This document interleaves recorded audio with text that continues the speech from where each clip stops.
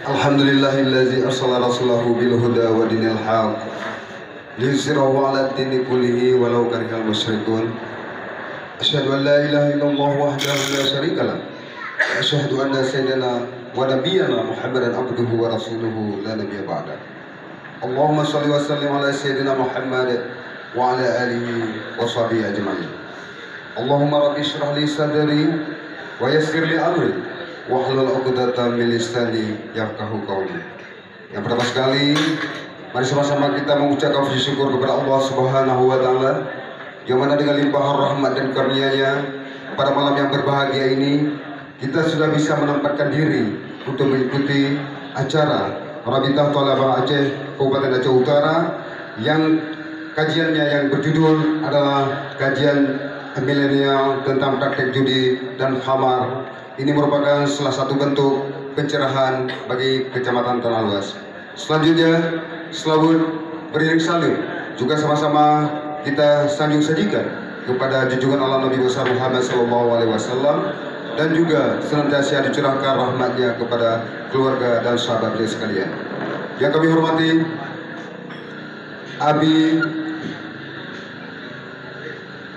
Abi Abah Haji Helmi Imran MA yang karena di tengah kitanya, juga yang kami hormati Bapak Kapolres atau yang mewakili, yang kami hormati Bapak Darnabil Kecamatan Tanah Luas, dalam hal ini beliau langsung sendiri, dan juga yang kami hormati Bapak Kapolsek Kecamatan Tanah Luas, dan juga yang kami hormati Bapak Kementerian Agama Kabupaten Aceh Utara, dalam hal ini diwakili oleh Dr. Handes Hamdani MA, dan juga yang kami hormati kepada Bapak KUA Kecamatan Tanah Luas dan Ibu Mukim Kecamatan Tanah Luas, dan juga yang kami muliakan kepada pelaksana kegiatan tersebut yaitu RTA Kabupaten Aceh Utara. Dalam hal ini perlu kami sampaikan terima kasih dan juga selamat datang di Kecamatan Tanah Luas untuk memberi pencerahan kepada masyarakat Kecamatan Tanah Luas. Selanjutnya yang kami hormati kepada organisasi Islam yang ada di lingkungan Kecamatan Tanah Luas, yaitu Ketua Huda Tanah Luas, Ketua Sirul Muftadin Tanah Luas, dan Ketua Tastafi Tanah Luas. Dan juga yang kami muliakan kepada seluruh para jemaah atau peserta yang mengikuti pengajian, yaitu kajian tinggi keislaman yaitu milenial tentang praktek judi dan khamar yang sedang marak pada saat yang berbahagia ini. Terima kasih dan selamat datang kami ucapkan kepada kecamatan kami yaitu Kecamatan Tanah Luas, dan juga terima kasih kepada donatur ataupun yang menyediakan tempat Gerdung Kopi yaitu Kecamatan Tanah Luas. Ini merupakan satu kebanggaan, merupakan satu motivasi yang cukup sangat pencerahan bagi masyarakat Tanah Luas. Dalam hal ini semoga dengan kedatangan RTA di Kecamatan Tanah Luas dapat juga menjadi percontohan kepada kecamatan-kecamatan yang ada di lingkungan Kabupaten Aceh Utara. Maka dalam hal ini kami atas nama Muspika Kecamatan Tanah Luas mengucapkan ribuan terima kasih dan selamat datang kepada RTA Kabupaten Aceh Utara. Maka dalam hal ini janganlah ini merupakan yang pertama, akan tetapi ini terus menerus dan terus kita pertahankan. Jadi di Tanah Luas ini bukannya satu tempat, ada Rangkaya Kopi, ada Gerdung Kopi, ada di sana lagi ada macam-macam, ada. Ini adalah merupakan jalan kuliner. Jadi tempat yang untuk pengajian-pengajian kami sangat-sangat menyediakan dan kami membantu, kami mendukung apa saja yang dibutuhkan oleh RTA Kabupaten Aceh Utara. Maka ini sekali lagi kami mengucapkan terima kasih kepada dukungan kepada Buki Gesi, Ketua Forum Gesi yang ada di lingkungan Kecamatan Tanah Luas. Ini perlu perhatian serius untuk selalu kegiatan ini disambut dengan hangat dan baik. Kami di pihak kecamatan ini adalah mendukung dan sangat-sangat mendukung. Maka ini saja yang dapat kami sampaikan malam ini. Terima kasih atas segala perhatian. Mohon maaf atas segala kekurangan. Kami akhiri billahi taufiq wal hidayah. Assalamualaikum warahmatullahi wabarakatuh. Terima kasih kita ucapkan kepada Bapak Sejam Kecamatan Tanah Luas yang telah menyebutkan kata sambutan dan juga memberikan support dan atensinya, sehingga dengan atas pencerahan yang telah disampaikan oleh Bapak Sejam terus membangkitkan semangat para RTA khususnya di Kecamatan Tanah Luas dan umumnya Kabupaten Aceh Utara terus dalam menggalakkan menyelenggarakan kajian-kajian di bumi Walikus Saleh ini. Para hadirin, para pengunjung kafe Gerudung Kopi, para seluruh jamaah yang dimuliakan oleh Allah Subhanahu wa Ta'ala. Selanjutnya kita memasuki dalam acara yang utama, yaitu acara pengajian pada malam yang berbahagia ini. Tentunya sebagaimana yang telah di-share sebelumnya, yaitu dengan topik ataupun tema pada malam yang berbahagia ini tentang kriteria praktek judi dan kamar dalam Islam. Tentunya juga dibalut dengan momen spesial World Cup 2022. Para hadirin, para pengunjung Gerudung Kopi yang dimuliakan oleh Allah, marilah sama-sama kita mendengarkan paparan dari pemateri kita pada malam yang berbahagia ini, yaitu yang akan disampaikan oleh guru kita bersama, Al-Mukarram Tunku Haji Helmi Imran MA, ataupun yang akrab disapa dengan Aba Dinisa. Sebelum itu kami sampaikan informasi kepada seluruh pengunjung bahwasanya pada malam acara kajian pada malam ini juga kita berikan kesempatan, yaitu dengan sesi tanya jawab setelah nantinya Pak Aba Nisam memaparkan materi Abang sekitar 20 menit, kemudian juga dilanjutkan dengan pandangan yang akan disampaikan oleh Bapak Kasat Reskrim Polres Aceh Utara. Maka kemudian selanjutnya baru kita selenggarakan, yaitu ataupun kita memasuki dengan sesi tanya jawab.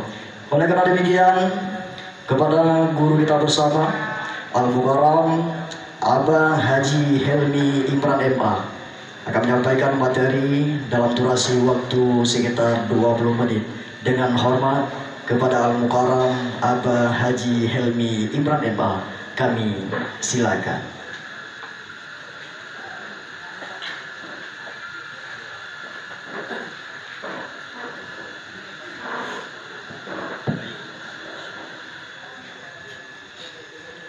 Assalamualaikum warahmatullahi wabarakatuh.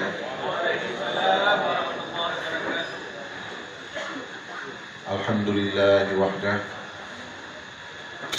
wassalatu wassalamu ala sayyidina Muhammadir Rasulullah wa ala alihi wa ashabihi wa man tabi'ah, amma ba'du.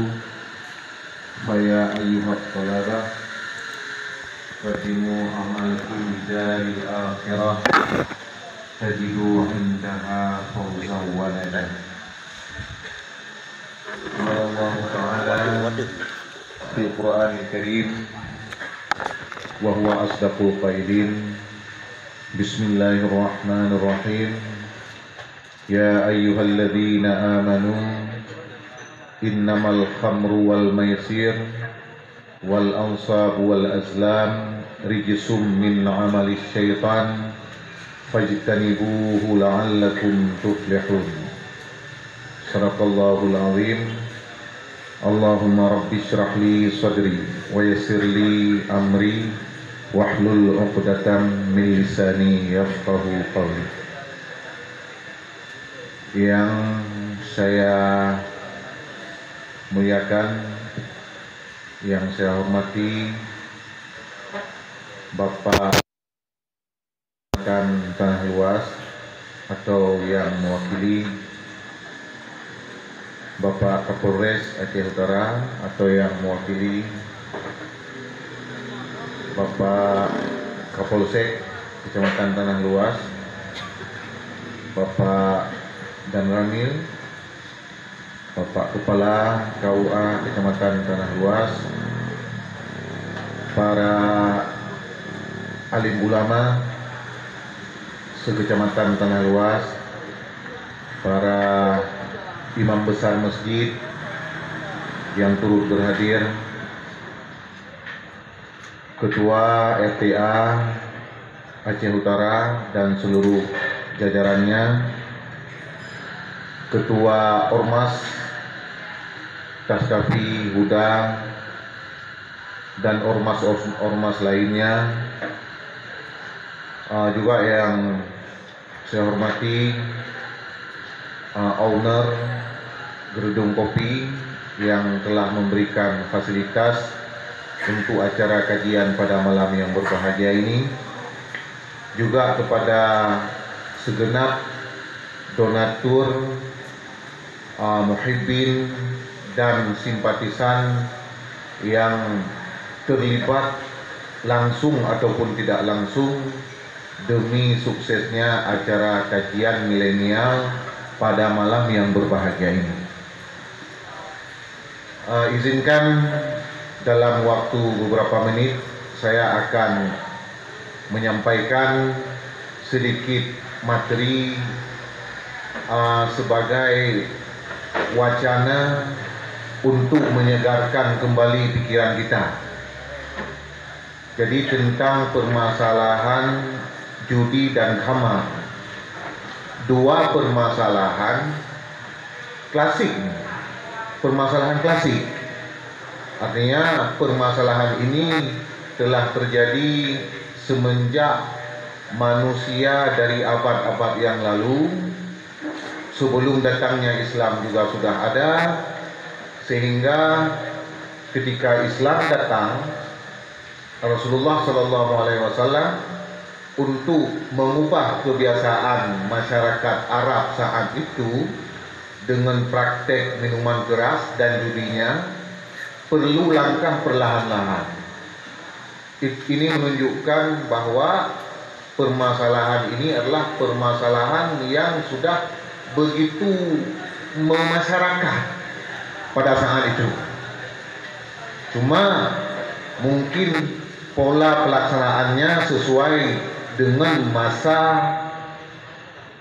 pada saat itu, yaitu pola-pola klasik dan pola-pola konvensional. Sementara pada zaman sekarang ini atau era modern ini, persoalan judi dan khamar ini berkembang dengan pola-pola yang baru, yang kadang-kadang kita orang tua di rumah sendiri kita tidak tahu anak kita sedang berkomunikasi dengan kita, dia sedang bermain judi. Kadang kita tidak tahu. Jadi kadang-kadang begitulah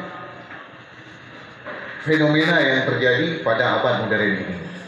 Maka pada malam yang berbahagia ini kita kembali kepada persoalan ini dalam pandangan agama untuk mengembalikan kesadaran, untuk memunculkan wacana penyegaran kembali pikiran kita terhadap persoalan yang kita bicarakan. Materinya sudah disampaikan oleh penitia tadi, sudah ada di Infocus, jadi bisa dilihat saja. Saya juga akan menyampaikan dalam waktu yang relatif singkat, dan yang ada di slide mungkin saja agar lebih fokus. Karena kalau tidak infokus, kalau nggak ada infokus, mungkin kita tidak terlalu fokus. Baik, saya buat judul meskipun agak sedikit berbeda dengan yang ada di baliho, tetapi ini untuk merangkum yang lebih luas. Saya buat judul Filosofi Keharaman Judi dan Khamar dalam Islam. Jadi di samping kita memahami kriteria-kriterianya, juga kita akan dapat memetik nilai-nilai yang ditanamkan dalam syariat Islam ini, mengapa dua perkara ini diharamkan. Pertama sekali, saya ingin menyampaikan bahwasanya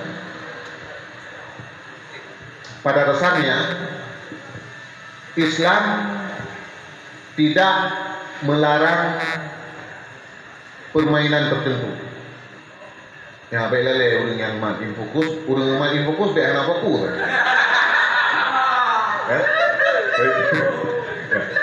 Jadi Islam tidak melarang sebuah permainan tertentu. Bahkan Islam kadang-kadang menganjurkan sebuah permainan jika permainan itu dipandang bermanfaat.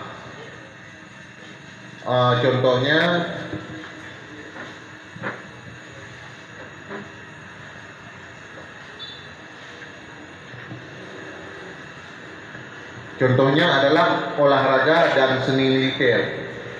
Ini dianjurkan dalam Islam karena dapat menguatkan fisik dan melahirkan kemahiran dalam berperang. Ini sesuatu yang dianjurkan.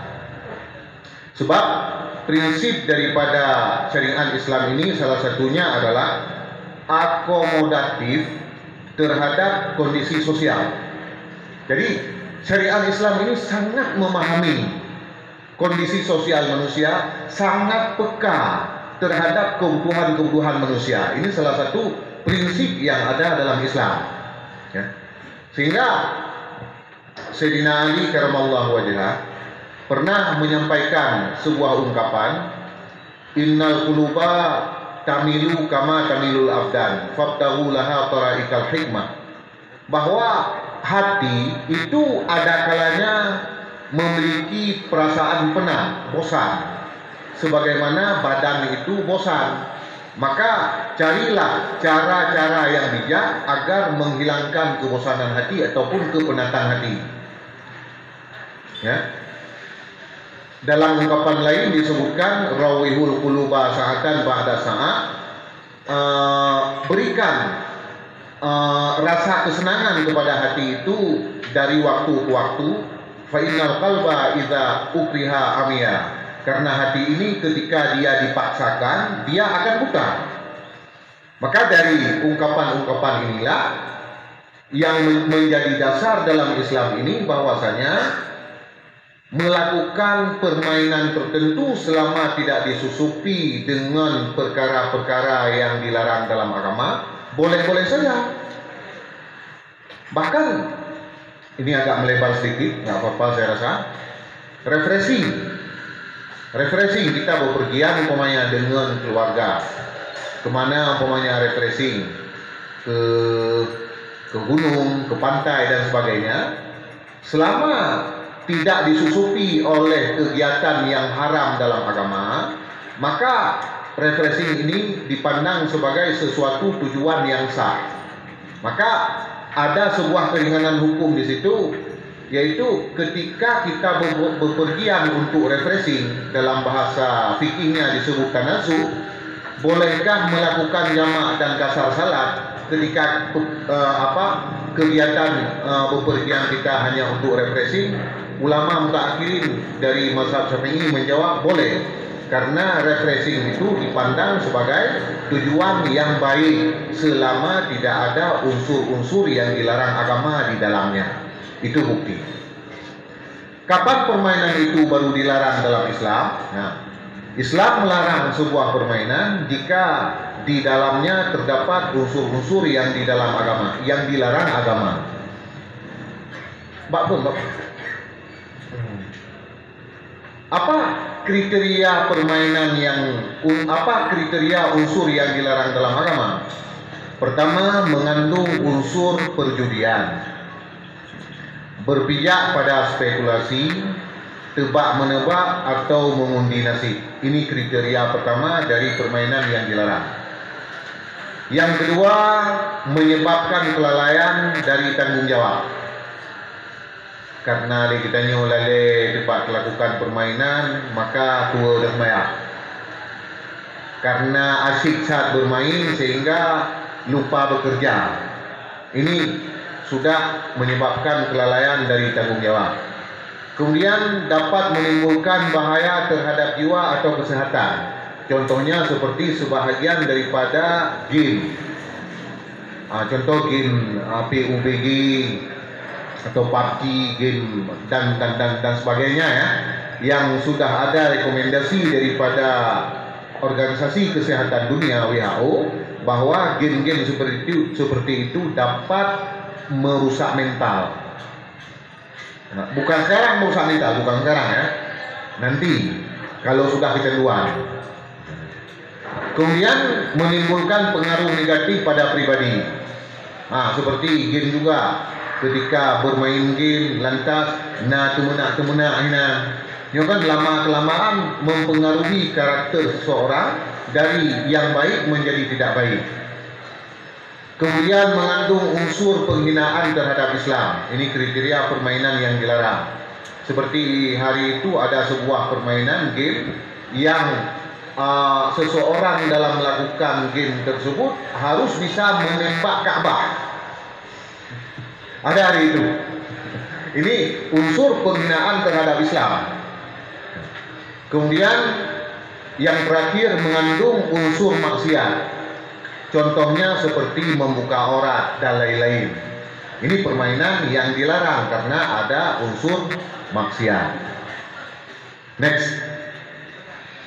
Nah, jadi salah satu tadi permainan yang dilarang adalah mengandung unsur judi. Nah, itu baru pengantar. Sekarang baru kita masuk ke persoalan pokok. Bagaimana sih kriteria judi? Judi adalah suatu kegiatan pertaruhan untuk memperoleh keuntungan dari hasil suatu permainan atau perbuatan yang hasilnya tidak dapat diduga sebelumnya. Ini saya kutip definisi atau kriteria seperti ini dari penjelasan MUI, karena saya rasa kriteria ini lebih mencakup kepada segala bentuk perbuatan, baik permainan, pertaruhan dan sebagainya yang di dalamnya ada unsur mencari keuntungan yang tidak dapat ditebak hasil sebelumnya. Kemudian secara lebih rinci, kriteria dari judi atau perbuatan yang tergolong judi adalah perbuatan yang mengandung unsur permainan menggunakan media atau alat tertentu yang bersifat untung rugi terhadap pemain. Menjamun, niawai, pakai kartu, ya, model pakai dadu dan sebagainya. Itu pola-pola perjudian yang pada masa-masa dulu ya, bahkan masih bertahan, cuma pada masa sekarang lebih berkembang lagi. Kemudian perbuatan yang tergolong judi juga yaitu taruhan dengan sejumlah harta, taruhan terhadap sebuah permainan. Umpamanya begini, kita menonton volleyball, pertandingan voli di lapangan. Kita bertaruh, kita memegang tim A, teman kita memegang tim B. Bentuk pertaruhannya macam-macam. Ada pertaruhan model siapa yang menang dengan skor akhir. Waktu saya masih kecil, ada juga pola pertaruhannya bukan dengan skor akhir, bahkan ada yang setengah, ada yang model prepaid dan macam-macam tuh. Kemudian contoh lainnya, taruhan dalam permainan olahraga secara umum, baik sepak bola maupun olahraga lainnya. Apakah kita bertaruh di lapangan langsung ataupun kita bertaruh ketika menyaksikan pertandingan yang disiarkan di televisi dan sebagainya. Artinya ketika di situ ada pertaruhan yang menggunakan harta, itu merupakan perbuatan yang tergolong judi. Ya. Kemudian selanjutnya saya sampaikan sedikit lagi, jangan dulu lanjut ya. Bahkan sampai kepada umpamanya ya, saya bertaruh dengan Bapak Sekja. Misalnya semalam yang bermain bola kaki itu Maroko dengan Spanyol, ya, Maroko dengan Spanyol. Saya misalnya bertaruh dengan Pak Sekja, siapa duluan yang mencetak gol? Apakah tim Spanyol dulu yang mencetak gol ataupun tim Maroko dulu yang mencetak gol? Saya pegang Maroko, beliau pegang Spanyol. Kalau yang saya pegang itu yang akan terjadi, maka beliau kalah, saya menang. Beliau harus menyerahkan sejumlah harta kepada saya. Termasuk seperti itu. Atas nama terjadi taruhan. Nah, selanjutnya tebak-tebakan dengan tujuan mencari keuntungan. Kita menebak sesuatu, ya.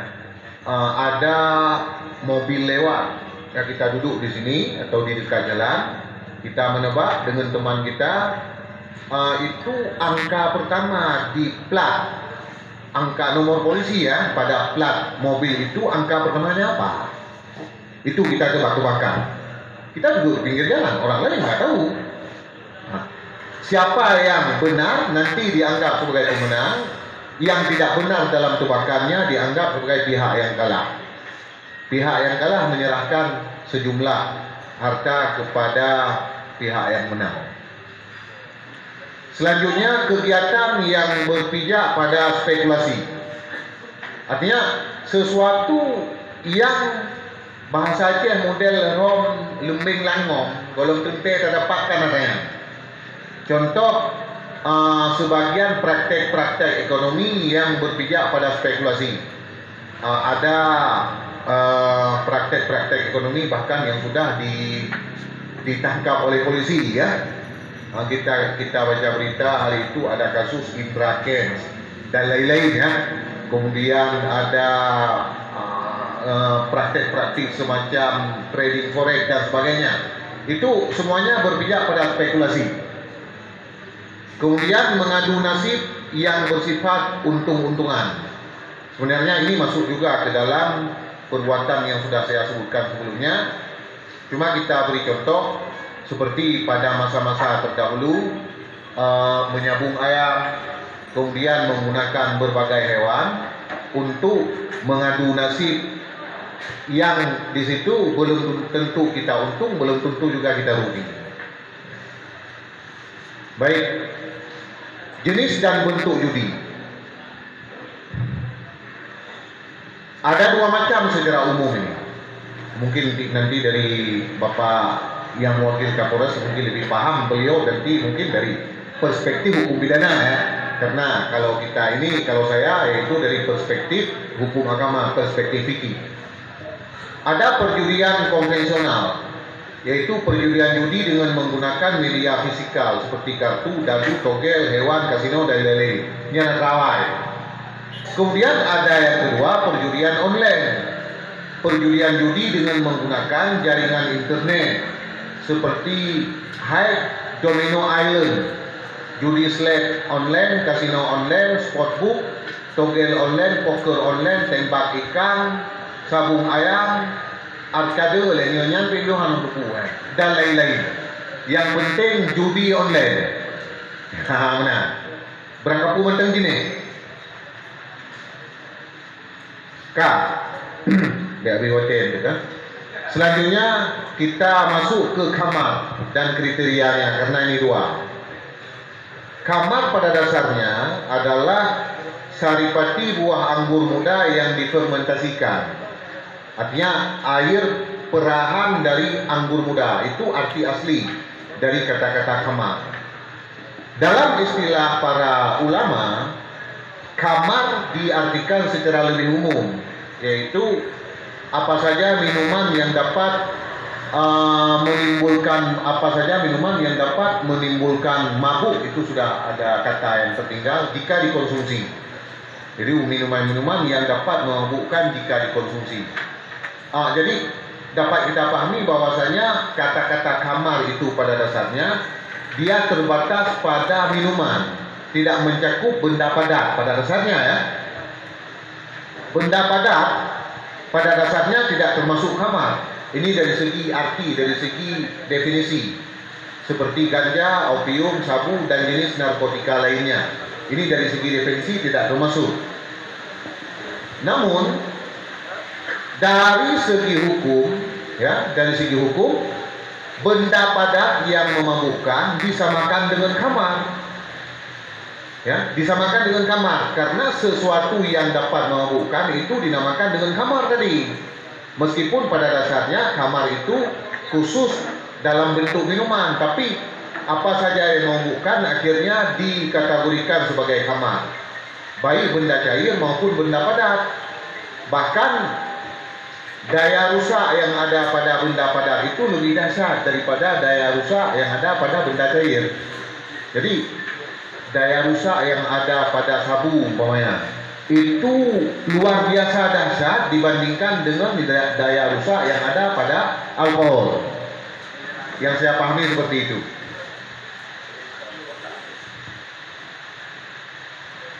Terus dalil tentang keharaman judi dan khamar ini sudah jelas.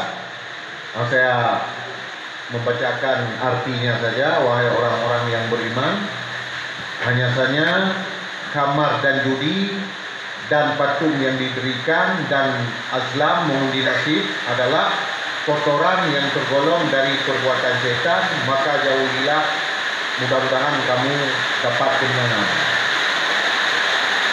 Sekali lagi, filosofi keharaman judi dan khamar. Jadi nilai hikmah dalam syariat Islam ini tentang keharaman judi dan khamar apa? Pertama yaitu filosofi keharaman judi. Judi memicu permusuhan, kemarahan hingga pembunuhan. Judi membuat orang malas bertindak dan mengakibatkan rusaknya akhlak. Kemudian judi juga menimbulkan kemiskinan karena kehabis harta. Bahkan mereka kecanduan menonton kembali ya. Sebagai contoh baru ya, ini kalau nanti salah bisa dikoreksi ya. Contoh terbaru hari itu yang saya baca di berita, Gubernur Papua. Jadi dia menggunakan uang yang diambil secara tidak sah itu ke kasino di Singapura. Memang karena sudah kecanduan. Kalau sudah kecanduan memang sulit untuk dipisahkan dan menimbulkan kemiskinan lama-lama. Kemudian judi dapat merusak keutuhan rumah tangga karena pemicunya dari penggunaan uang dan lain-lain.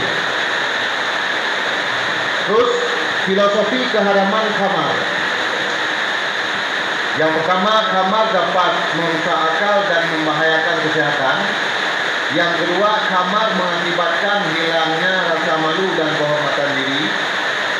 Khamar merupakan jalan masuk kepada maksiat yang lebih besar. Kemudian khamar dapat menimbulkan permusuhan di antara sesama. Kemudian khamar dapat menimbulkan kecanduan yang luar biasa sehingga sulit untuk berhenti mengkonsumsinya dan lain-lain. Demikianlah pemaparan singkat saya mengenai filosofi keharaman judi dan khamar yang di dalamnya sudah mencakup kriteria dan akibat-akibat yang ditimbulkannya. Maka demikianlah presentasi untuk sementara saya kembalikan kepada moderator.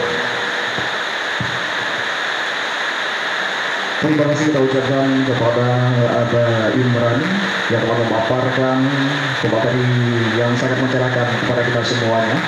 Namun sebelum kita lanjutkan dengan sesi tanya jawab, terlebih dahulu kita persilakan yaitu dengan pemateri yang kedua. Namun sebelum itu kami ucapkan selamat datang kepada Bapak Kasat Intel Polres Aceh Utara yang telah berhadir membersamai kita. Juga kami ucapkan selamat datang kepada Bapak Kepala KUA Kecamatan Tanah Luas yang alhamdulillah telah berhadir bersama kita. Kepada seluruh hadirin, para pengunjung gedung kopi yang dimuliakan oleh Allah Subhanahu wa Ta'ala, walaupun suasana pada malam yang berbahagia ini begitu dingin dengan turun hujan, mudah-mudahan ini merupakan rahmat dan juga kita senantiasa dalam ridha Allah Subhanahu wa Ta'ala, dan juga kami harapkan tidak menurun semangat kita untuk mengikuti kajian pada malam yang berbahagia ini. Dan juga kami persilakan nantinya untuk berkenan kiranya mempersiapkan pertanyaan-pertanyaan yang semakin menambah semangat ataupun yang bisa menghidupkan suasana pada malam yang berbahagia ini. Para hadirin seluruh pengunjung gedung kopi yang dimuliakan oleh Allah Subhanahu wa Ta'ala, marilah kita dengarkan selanjutnya yang akan disampaikan oleh tamu kehormatan kita, yaitu Bapak Kasat Reskrim dari Polres Aceh Utara, kepada Bapak AKP Riwayanto Diputra SIK MH. Dengan hormat kami silakan.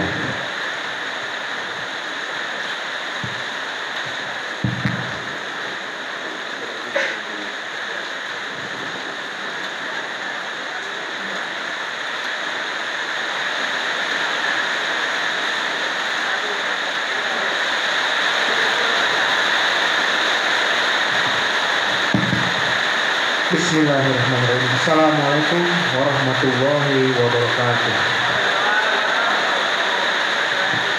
Alhamdulillah, alhamdulillahirabbil alamin. Wassalatu wassalamu ala asrofil anbiya'i wal mursalin wa ala alihi wa sahbihi wasallam ajma'in. Asyhadu an la ilaha illallah wa asyhadu anna Muhammadar Rasulullah. Yang saya hormati dan kami muliakan Aba Nisam, yang kami hormati perwakilan dari Bapak PJ Bupati Aceh Utara, yang kami hormati Bapak Haji Hamdani, yang kami hormati Muspika Tanah Luas, Bapak Kapolsek, Bapak Sekcam, dan Bapak Dan Ramil, yang saya hormati perwakilan dari Bank Aceh, yang kami hormati dan kami muliakan para tokoh agama, tokoh masyarakat dari Tanah Luas, kemudian yang kami hormati dan kami banggakan ketua forum kecil dan para kecil yang berhadir dalam acara hari ini. Kemudian yang kami hormati para tokoh pemuda, masyarakat, dan khususnya kepada para panitia yang melaksanakan acara hari ini sehingga bisa dapat kita berkumpul semua, dan tentunya kepada seluruh tokoh-tokoh, bapak-bapak sekalian yang tidak bisa kami sebutkan satu persatu yang sangat kami muliakan. Baik, bapak-bapak ibu sekalian, mungkin kami di sini yang pertama kali mengucapkan permohonan maaf dari Bapak Kapolres Aceh Utara yang seyogyanya beliau bisa hadir, namun karena adanya kesibukan diwakilkan kepada kami, yang tentunya kami juga di sini yang memegang peranan dalam hal penegakan hukum di wilayah hukum Polres Aceh Utara. Bapak Ibu sekalian, mungkin di sini saya ingin memperkenalkan diri terlebih dahulu. Nama saya kurang Agusnya, Pak. Jadi AKP Riwayanto tadi dibilang. Jadi nama saya Agus Riwayanto Diputra. Saya di sini baru, Pak, baru sekitar 3 bulan, ya, baru sekitar 3 bulan. Sebelumnya saya berdinas di Krimsus Polda Aceh. Jadi di Aceh Utara ini saya masih baru. Tentunya saya sangat senang sekali bisa berjumpa bapak-bapak sekalian yang mau meluangkan waktunya sehingga kita bisa dapat berkumpul, yang dimana saya melihat dengan adanya pertemuan ini, satu poin yang bisa saya nilai bahwasanya bapak semua sangat bersepakat bahwasanya judi dan khamar itu tidak boleh ada di wilayah Aceh Utara. Dan tentunya ini saya sangat senang sekali, karena tentunya ini bisa sangat membantu kami dari pihak kepolisian, karena kami terbatas, Pak. Ya, kami terbatas, tidak bisa seluruhnya mengcover seluruh wilayah Aceh Utara. Ya, anggota kami kalau secara keseluruhan itu masih sangat kurang. Nah, dengan adanya pertemuan ini sehingga bisa lebih menimbulkan rasa awas ya terhadap maraknya praktek judi maupun khamar, khususnya di wilayah Aceh Utara. Nah, dengan sekarang ini kita membahas terhadap kriteria praktek judi khamar dalam Islam. Nah, ini spesial dalam Piala Dunia 2022. Wah, ini sangat seru, Pak, ya. Baik, lanjut, Pak. Ya, ini contoh tadi ya, Pak, ya, contoh aplikasi judi bola yang disampaikan Pak Abu, bahwasanya ada namanya judi konvensional dan juga judi online. Nah, ini yang kami bilang, Pak, di Indonesia rata-rata sumber atau server dari judi online ini berada di luar negeri. Nah, ini menjadi hambatan kita. Jadi kita harus berkoordinasi dengan namanya polisi luar negeri maupun Interpol. Nah, terkait dengan judi dan khamar sendiri ataupun minuman keras, tentu beda hukum tiap-tiap negara pasti berbeda. Ya, ada yang melegalkan judi dan khamar. Nah, apabila kita membahas masalah judi ini, contohnya kebanyakan servernya ini di negara Thailand, ya, di negara Singapura, ya, dan di negara Amerika di sana. Nah, terkait dengan judi ini termasuk yang perbuatan yang dilegalkan. Nah, jadi kalau seandainya kita mau memberantas judinya ini, tentu kan harusnya ke servernya, Pak, pemilik servernya. Nah, makanya kadang-kadang yang mungkin sering kami nilai, ya kami juga belum sempurna, Pak. Kenapa sih yang ditangkap hanya pemain-pemainnya saja? Nah, ini yang selalu menjadi pertanyaan dari bapak-bapak sekalian. Kenapa sih hanya pemain-pemainnya? Kan kecil itu. Bandarnya gimana? Bandarnya di luar negeri, Pak. Nah, itu kendala kita. Jadi kita harus berkoordinasi dengan kepolisian di luar negeri untuk memberantas praktek perjudian yang ada di Indonesia, khususnya di Aceh Utara. Lanjut. Nah, terkait judi dan minuman keras, di sini kami mencatut dari pemahaman Kanun nomor 6 tahun 2014. Nah, jadi judi itu adalah perbuatan yang mengandung unsur taruhan dan atau unsur untung-untungan yang dilakukan antara dua pihak atau lebih, disertai kesepakatan bahwa pihak yang menang akan mendapat bayaran atau keuntungan tertentu dari pihak yang kalah, baik secara langsung atau tidak langsung. Itu untuk judi. Lalu untuk minuman keras atau khamar adalah minuman yang memabukkan dan atau mengandung alkohol dengan kadar 2% atau lebih.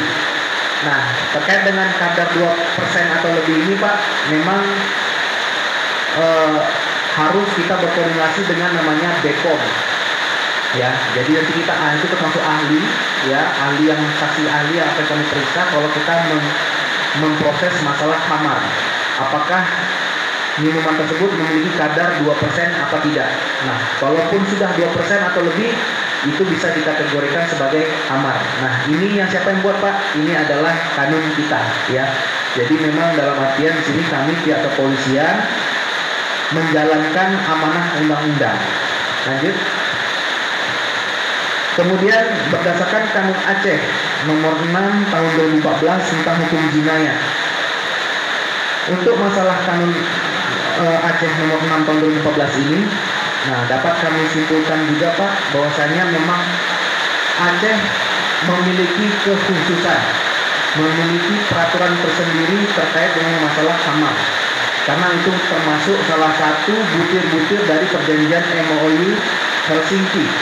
Ya, bahwasanya pemerintahan Aceh ini diperbolehkan atau dikhususkan memiliki undang-undang sendiri. Nah, salah satunya membahas masalah judi maupun khamar. Nah, di sini saya jelaskan berdasarkan pasal 16 terkait dengan khamar atau minuman keras. Nah, di sini saya akan membacakan masalah pasalnya, Pak. Setiap orang yang dengan sengaja minum khamar diancam dengan hukuman hudud atau cambuk sebanyak 40 kali. Ayat 2-nya, setiap orang yang mengulangi perbuatan sebagaimana dimaksud pada ayat 1, jadi ini misalkan dia sudah dihukum sekali, terus ketangkap lagi, itu maksud dari ayat 2 ini, Pak.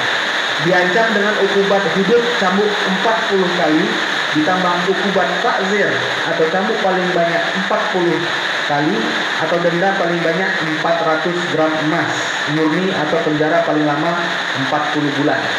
Nah, itu untuk pasal yang menerangkan terhadap barang siapa, ya, setiap orang yang khususnya di wilayah Aceh ini melakukan minuman khamar. Lanjut untuk pasal 18, ini membahas terkait dengan masalah judi atau maisir. Di sini disebutkan bahwasanya setiap orang, nah setiap orang ini bisa siapa saja, Pak, ya, mau itu perempuan maupun laki-laki, setiap orang, ya, kecuali anak kecil, karena anak kecil ada undang-undang tersendiri, yang dengan sengaja melakukan jarimah maisir dengan nilai taruhan dan atau keuntungan paling banyak 2 gram emas murni. Nah, ini dia yang harus digarisbawahi, Pak.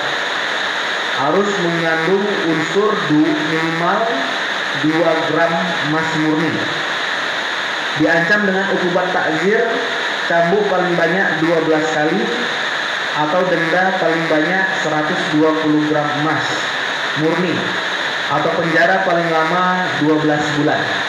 Nah, itu untuk pasal yang diterapkan bagi para penjudi, mau itu perempuan maupun laki-laki. Lanjut. Nah, ini mohon izin Pak Ustadz, jadi kita bahas bahasa Arab sedikit ya. Baik, ini di ayat Al-Quran Al-Maidah ayat 90 maupun 91 bunyinya auzubillahi minasyaitonirrajim, bismillahirrahmanirrahim. Ya ayyuhalladzina amanu innama khamru wal maisir wal anhab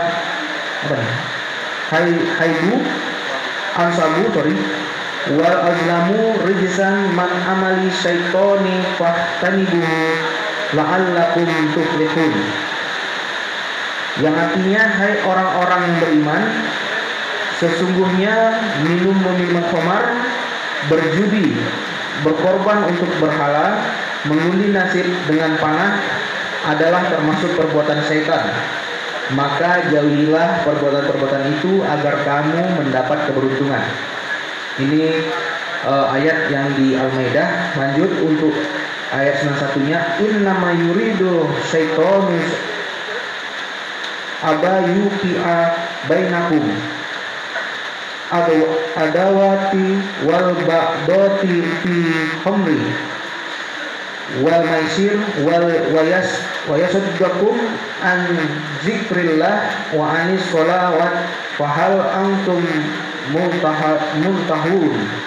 Yang artinya, sesungguhnya syaitan itu bermaksud hendak menimbulkan permusuhan dan kebencian di antara kamu lantaran meminum khamar dan berjudi itu, dan menghalangi kamu dari mengingat Allah dan sembahyang, maka berhentilah kamu dari mengerjakan pekerjaan itu. Jadi di dalam Al-Quran disebutkan larangan terhadap judi maupun khamar. Lanjut.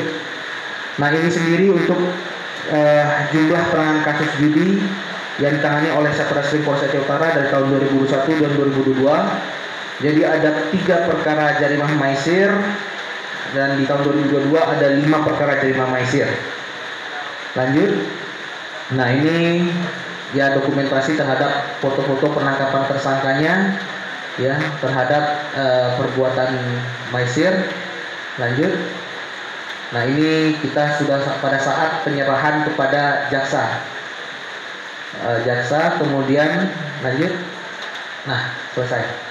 Mungkin sekian dan terima kasih Pak. Mohon maaf apabila dalam penyampaian paparan saya ada hal-hal yang kurang pas atau tidak berkenan di hati Bapak-Bapak sekalian. Kami mohon dimaafkan. Lebih dan kurang saya mohon maaf. Saya lagi. Assalamualaikum warahmatullahi wabarakatuh. Waalaikumsalam warahmatullahi wabarakatuh. Kita berikan apresiasi dan keterangan yang kepada Bapak Kasat Reskrim, dan juga kami mengucapkan selamat datang Bapak Kasat Reskrim di Bumi Balibu Saleh, sebagaimana yang telah dipaparkan di awal pembicaraan tadi. Bapak Kasat Reskrim yaitu baru bertugas sekitar 3 bulan. Kita doakan mudah-mudahan Bapak Kasat Reskrim selalu dalam ridha Allah Subhanahu wa taala. Allah berikan kekuatan dalam menjalankan tugasnya di Kabupaten Aceh Utara.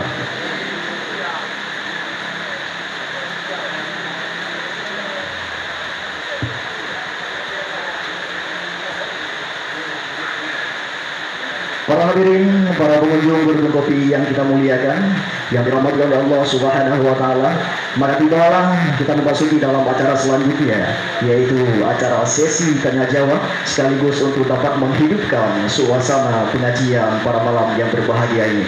Oleh karena demikian, kita persilakan kepada seluruh para peserta agar kiranya berkenan untuk mempertanyakan, bisa terlebih dahulu diperkenalkan dirinya, disebutkan namanya, kemudian disebutkan kepada siapakah yang ditujukan ataupun yang diajukan pertanyaannya. Sebelum itu kami informasikan kepada seluruh para pengunjung Gedung Kopi bahwasanya kita berikan kesempatan yang pertama sekali yaitu kepada 3 penanya.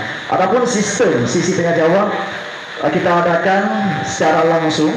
1 orang bertanya dan langsung akan dijawab oleh guru kita bersama ataupun kepada pemateri kita.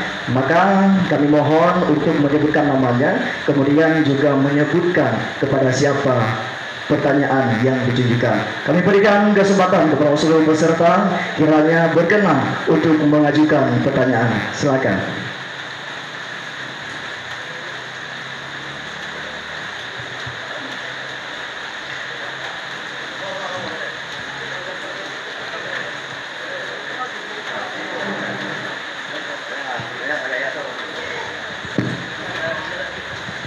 Assalamualaikum warahmatullahi wabarakatuh. Alhamdulillah, pada malam hari ini kita telah bersama-sama dapat mendengarkan paparan tentang praktik judi khamar dalam Islam. Nama saya Murhadi, Gici, Gampung Ampih, Kecamatan Tanah Luas. Saya ingin bertanya kepada Bapak Kasat, sebagaimana dalam paparan tadi kita telah sama-sama kita ketahui bahwa di dalam Islam praktek judi khamar itu haram hukumnya. Bahkan di dalam aturan hukum negara juga salah. Yang ingin saya tanyakan kepada Pak Kasat, ini kapan Pak Kasat lakukan operasi besar-besaran terhadap judi-judi online yang ada di warung-warung kopi ataupun di tempat-tempat keramaian yang lain? Mohon Pak Kasat jelaskan kepada kami masyarakat Tanah Luas kapan dilakukan operasi besar-besaran untuk ditangkap baik pelakunya ataupun cukong-cukongnya. Sekian, terima kasih. Sekali lagi kita berikan apresiasi dan tepuk tangan yang meriah kepada Bapak Gesi Murhalim, yaitu merupakan Gesi di Gampung Ampih. Kita lihat yang begitu antusias dan juga begitu peduli terhadap kemaslahatan umat. Oleh karena demikian, kita persilakan kepada Bapak Reskrim untuk menjawabkan pertanyaan yang ditanyakan oleh Gesi Murhalim. Kami silakan.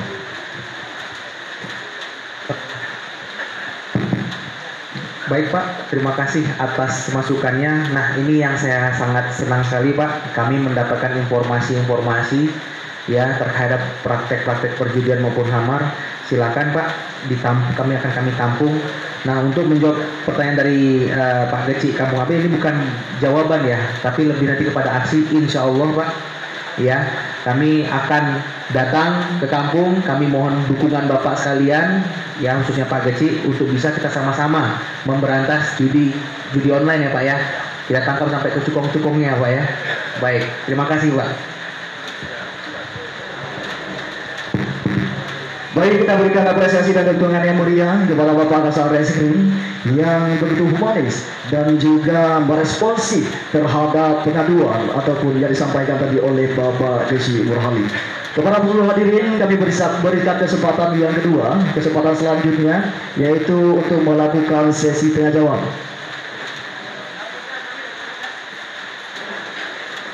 Anak ini PHWI ya tuh.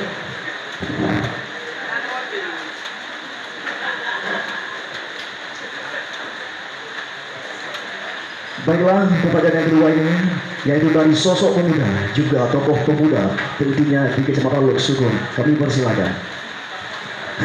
Assalamualaikum warahmatullahi wabarakatuh. Nama saya Yudi Heriadi. Saya tinggal di Kecamatan Lok Sukun. Berhubung dengan tema yang sangat menarik, makanya kami kemari untuk mendengar isi-isi tentang tema yang dibahas pada malam ini. Yang pertama, saya akan bertanya kepada bidang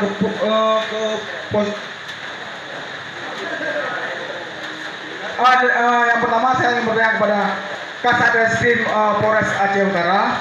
Sebagaimana seperti pertanyaan dari Pak Gesi tadi, ketika kita melanjutkan pertanyaan dari Pak Gesi tadi, nanti kan setiap pemuda itu punya EQ ataupun punya ilmu tersendiri.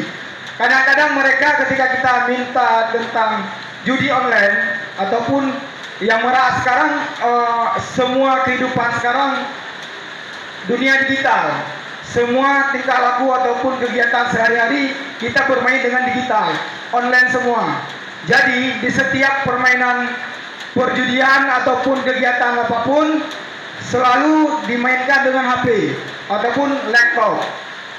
apabila ada kawan-kawan kita ingin bertanya tentang judi online, jadi mereka selalu membantah dengan KUHP ataupun undang-undang yang mengatur tentang prinsip seseorang ketika pihak kepolisian memegang HP seseorang.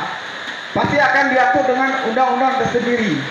Jadi bagaimana sikap dari pihak kepolisian untuk meningkapi dengan undang-undang yang diatur dalam undang-undang? Apakah ada undang-undang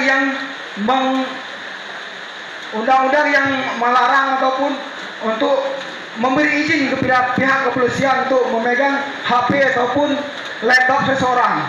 Kemudian yang kedua, saya ingin bertanya kepada Abah tentang kamar. Jadi apabila kita seseorang ataupun pihak yang lain mengetahui ataupun sumber dari usaha ataupun usaha seseorang, baik warung kopi ataupun usaha lain, apakah kita boleh minum kopi di tempat usaha itu ataupun membeli setiap usaha yang dipakai melalui uang dari menjual minuman keras ataupun uang dari perjudian? Sekian, terima kasih.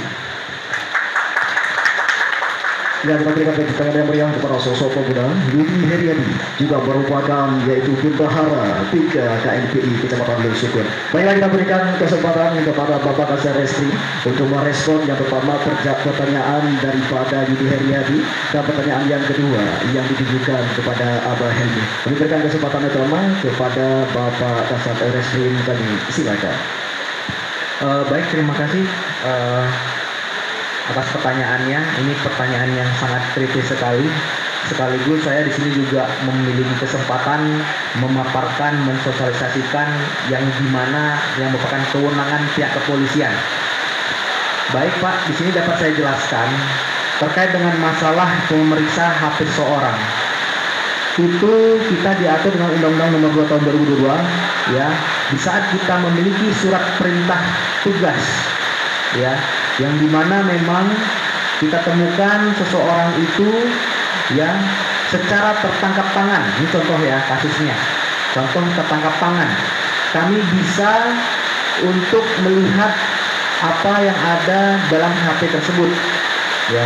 Jadi tidak ada yang membatasi kewenangan kami pada saat seseorang itu secara tertangkap tangan telah melakukan kejahatan, ya. Nah, maksud dari prinsip tertangkap tangan itu pada saat diberitahukan seseorang dan pada saat sesudah dia melakukan kejahatan, itu dari definisi tertangkap tangan.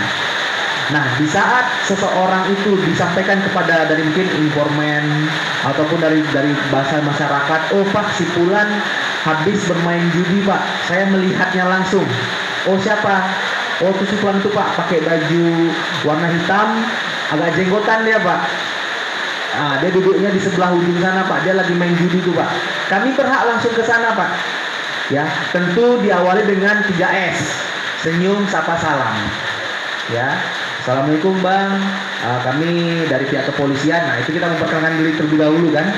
Kami dari pihak kepolisian, Satreskrim Polres Aceh Utara. Nah, kami berdasarkan informasi dari masyarakat, kami menduga adanya praktek-praktek perjudian di warung kopi ini. Berkenan Pak, mohon izin kami untuk melihat handphonenya Bapak. Oh Pak, mana, kami nggak boleh. Ini surat tugas kami Pak.